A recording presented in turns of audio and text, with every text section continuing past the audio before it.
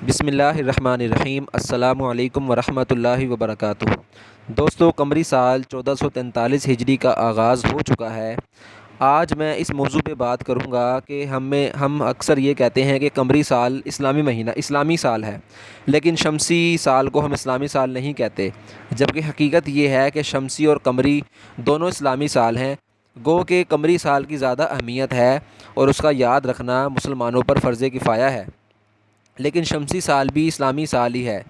قرآن کریم نے رات اور دن کے بدلنے، موسموں کے متغیر ہونے اور سورج اور چاند کی گردش کو قدرت کی عظیم نشانیاں اور تاریخ معلوم کرنے کا ذریعہ قرار دیا، اور اہل عقل و دانش کو گردش ایام میں غور و تدبر کر کے خالق حقیقی کو پہچاننے کی کھلی دعوت دی ہے۔ نیز سورہ رحمان میں ارشاد فرمایا گیا، الشمس والقمر بحسبان، یعنی سورج اور چاند دونوں کے ذریعے تاریخ، مہینے اور سال کا حساب معلوم کیا جا سکتا ہے۔ قدیم زمانے سے سورج اور چاند دونوں کا حساب چلا آ رہا ہے۔ چاند کی گردش سے مربوط سال قمری، جبکہ سورج کی گردش سے مربوط سال شمسی کہلاتا ہے۔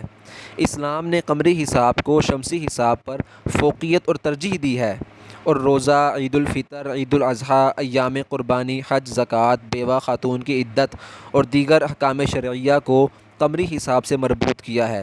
لیکن اس کا یہ مطلب بھی نہیں کہ شمسی حساب رکھنا اور اس کی بنیاد پر اپنی سرگرمیاں سر انجام دینا غیر شرعی اور ناجائز عمل ہے۔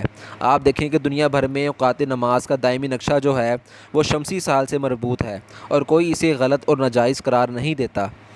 شمسی اور قمری حساب کے حوالے سے مفتی اعظم پاکستان حضرت مفتی محمد شفیع عثمانی رحمہ اللہ تحریر فرماتے ہیں، عموماً احکام اسلامیہ میں قمری سن اور مہینہ اور تاریخوں کا اعتبار کیا گیا ہے۔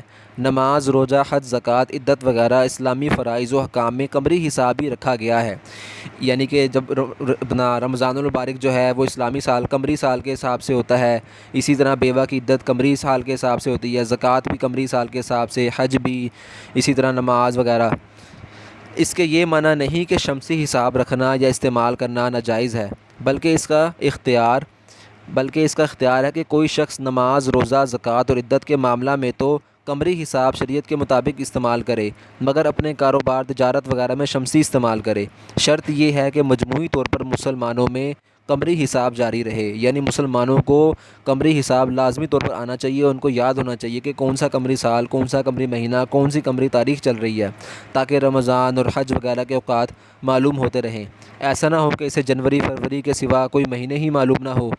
فقہاء کرام رحمہم اللہ نے قمری حساب باقی رکھنے کو مسلمانوں کے ذمہ فرض کفایہ قرار دیا ہے، اور اس میں بھی شبہ نہیں ہے کہ سنت انبیاء اور سنت رسول اللہ صلی اللہ علیہ وآلہ وسلم اور خلفائے راشدین میں قمری ہی حساب استعمال کیا گیا ہے۔ اس کا اتباع موجب برکت و ثواب ہے۔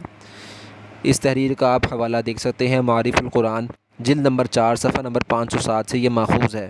اسی لیے دوستو، ہم نے قمری سال کا بہت زیادہ خیال رکھنا ہے، اس کو ہم نے یاد بھی رکھنا ہے۔ ہمیں پتہ ہونا چاہیے کہ آج کون سی قمری تاریخ ہے، کون سا قمری مہینہ ہے، کون سا قمری سال ہے۔